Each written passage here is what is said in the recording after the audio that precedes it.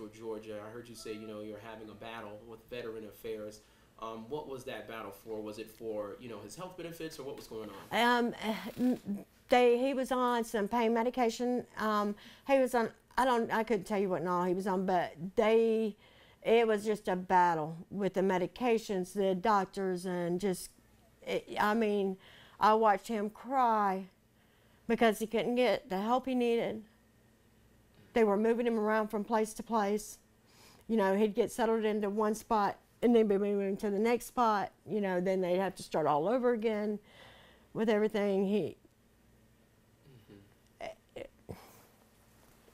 It was just a constant battle. And he said he was tired of hurting. And that was as far as him receiving care. Were they trying to put him in an outpatient facility, or what were they trying to do? Were they moving him around? They did. He went to like pain management clinics, and then for some reason he'd get moved back to the VA, and then he'd have to start fighting with them again. And then it's this happened over and over. It was just over and over and over again, and keeping him with his medicines he needed, and you can't be late to an appointment. If you're 5 minutes late, you're out. You're done. So then he'd have to fight again.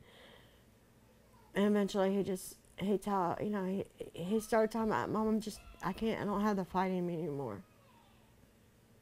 I just don't have it in me. And I don't want to hurt like this for the next 50 years. So how long was it that he was dealing with the Carl Vincent VA, or the VA here in Central Georgia? He's been dealing with them off and on. I mean, that was his main place, so he's been dealing with them since he came back, since he came home. And that was in 2012 when he came home? Wow. And he lived in Lawrence County also, right? No, he lived in Pike County. Okay. He had to travel from Pike County to there. Pike? It's in, yeah, Pike. Okay. That's where that football player and all that stuff happened, right? I'm not sure. Okay, I think it's close to it's between Thomas and Barnesville is where he lived. So, clearly the things that he was really battling with was, pain management, and seems like physical therapy. Yes. Are the things that he needed from the Carl Vincent. Was there anything once he came here, any PTSD or any type of trauma that he was actually dealing with? He had PTSD.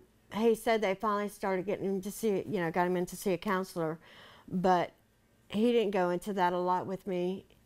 Because he is a very private person. So the PTSD part, I think he tried to kind of keep me out of that. He didn't really want to discuss it with me. All right. So, fast forward.